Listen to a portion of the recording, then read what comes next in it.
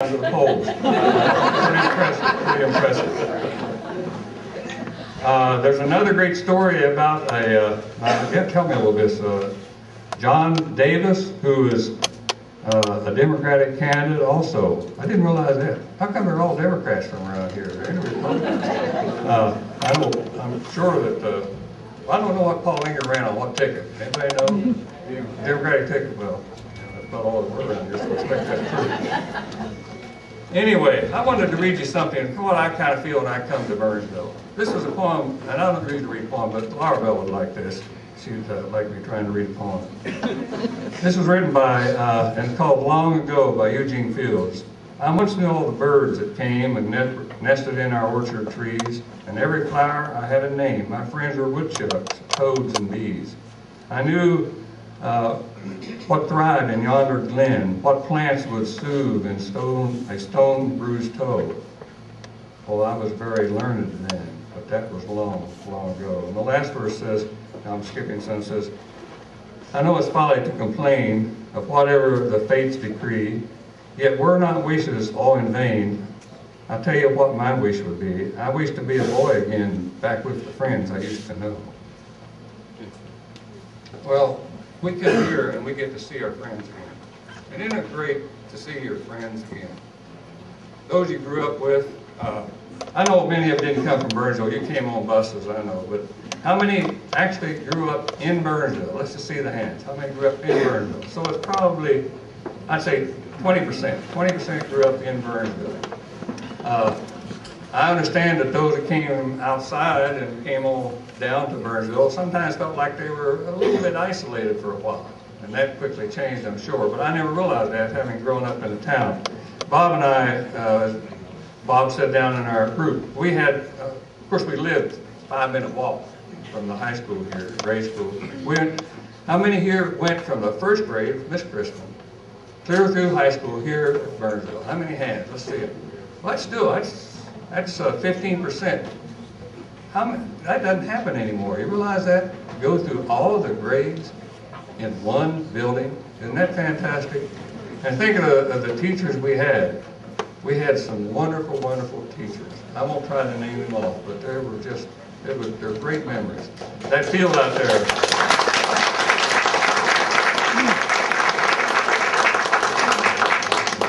The football games.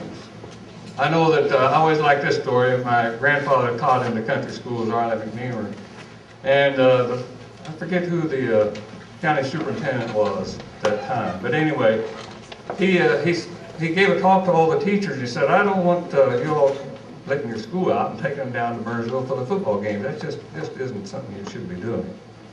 Well, where's Buddy Pop-Up? Arlen McNeamer took his students the next game down to see the football game. And wouldn't you know, there came the superintendent right down the sideline, just heading for it, from my grandfather. My grandfather thought, boy, this is going to be it. So by the time he got to him, my grandfather said, "What are you doing down here? Don't you have enough work at the superintendent's office? Come down here." And he said, "Well, I need to get out." And he started trying to explain himself. Well, he forgot to jump on my grandfather, bringing the students there. I always like some of the teacher stories. Since my dad was a teacher, they were all sitting, and they had superintendents had to give talks, I guess, to these teachers a lot. We didn't know about all that, training them and giving them the right instructions.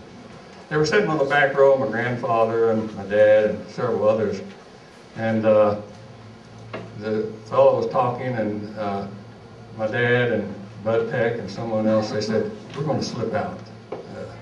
We got a chance here," said to my grandfather, said, "Let's just slip out." And he said, no, he said, "I'll just stay here, but y'all go ahead." So he waited until they got right to the door, and he brought his chair down on the floor real loud, sitting in the back. Every head turned to look at the back, and there they stood at the door. And he just loved that. My dad didn't love it, but it was fantastic. You know, we had another advantage when we were growing up. We didn't have computers. We didn't have Game Boys. We didn't have music when we were walking around. Everybody's got something sticking in their ear anymore. They can't hear a bird singing, you know. It's like, that music, your vehicle just kind of bounces when you hear it. You're inside listening to that. I was at a church service some time ago, and they have a service for the young people and a service for the old folks. And I happened to be right outside when they're having it for the young people and sitting there. And I said to the fellow that came by, I said, if they'd make me listen to a half hour of that, I'd confess to anything. couldn't believe it.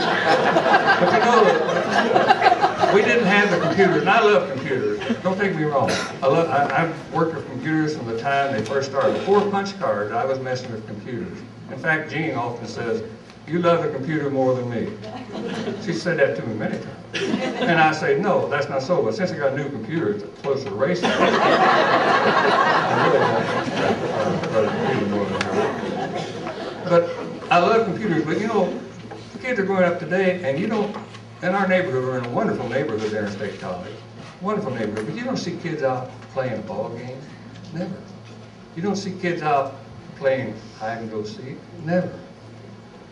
They turned us loose, you know. After we ate breakfast, we disappeared. We might go for lunch, and we usually get back for supper. But that was kind of the way we grew up. We were out in the woods. We were out in the field. We were down at this little canal river, paddling up and down the river, catching fish, or saying we caught fish. You know, it was a great life. Our computer was nature out there, and we knew it well. We grew up loving it. And I'm wondering what is going to happen in another 20 to 40 years, where there's going to be no appreciation for nature, for what's outdoors. No appreciation for the minnows of Brown's Run, and catching the crawfish. I mean, catching the snake with a tail. It bit me, but I thought it was smart catching it with a tail. Having a trap line. I have to tell you this story.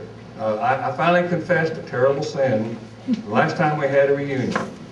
Years ago, how many of you ever had a trap line? Let's see how many ever had a trap line. I show my forestry students even today. I show them how to make a deadfall. They're just amazed how you can make a deadfall. Of course, it's illegal today. You can't.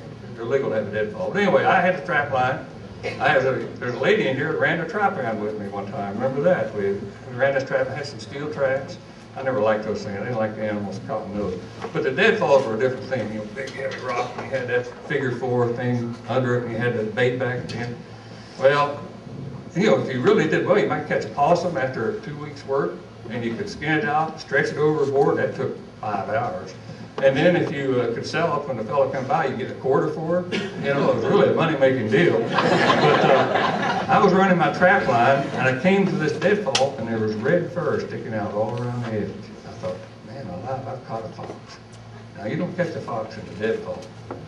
And so I got the rock, and I pulled it up, and there was a cat just flattering a pancake over that rock. Well, about 2 days later, I was in school, and Sally Brown happened to live in the farm down over the hill from where I had that trap line running. She came to school and she said, you know, we had the best cat. It was just the best thing, and we don't know where that thing is. It's been gone, hasn't shown up, and we can't figure out what happened to it. I knew what happened to it. I confessed, so Sally's here. I confessed to Sally 2 years ago. By the way, I didn't get a quarter for the hide either. But anyway, I think it's such a blessing to get a chance to come back to Burnsville High School. And all of you agree with me to say yes. Hey, he wants to say yes. May I say something? Surely. People often say something after I'm giving a talk. I would like to introduce 2 people that got married that met on a trap line. Ah. You please stand up.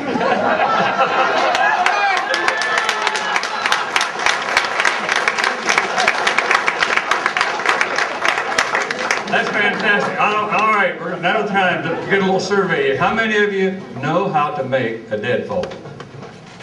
Look at that. Look at that. A figure 4 deadfall. That is pretty impressive. The last thing I'm going to ask you before I sit down. How many of you know what cutting filth means? Cutting filth. You know, most of the people in the world have no idea what you're talking about. You tell them, oh, I used to know a fellow that made his living cutting filth. You know, they think they're going to talk about pornography or something. Anyway, thanks a lot.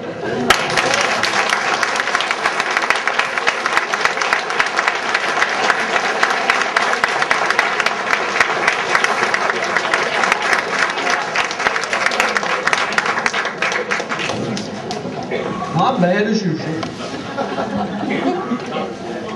That's what I said. Sunday, we have early morning church service, 8:30 to 9:30. Alumni, friends, family, anybody can gather up. Bring them out to the Methodist Church. It lasts an hour. Homer Heater will be the guest preacher there. Homer Heater grew up on Riffle Run, and I believe he's now president of Babylon College in Washington, D.C. Sunday afternoon at 1 o'clock, we'll have a gospel sing here in the auditorium. We have 4 groups that'll be here. There'll be some good music. I tried to get my brother to come to sing, and Rat said he didn't have a group anymore, so I asked Pee Wee if he'd come. And he accepted that. Okay, it's time to have a little fun. It's auction time, and if we're going to have an auction, we need to have an auctioneer. Do we got a professional in the house anywhere? Anywhere? An auctioneer.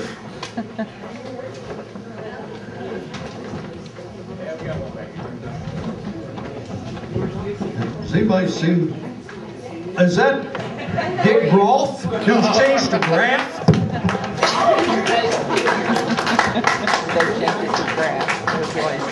Terry, Vancouver, where you at?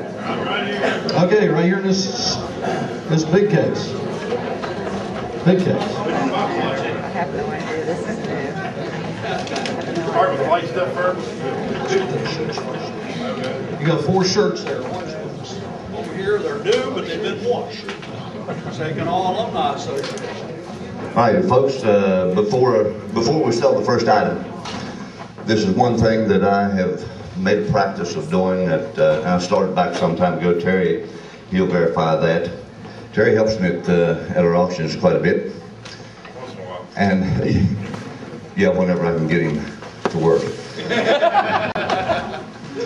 But it is one thing that I have done. I started back some time ago, like I said. Before my auction starts, I always ask the crowd to please take a moment of silence for our men and women in the armed forces, and also the veterans in the past, present, and the ones in the future. Give them a moment here.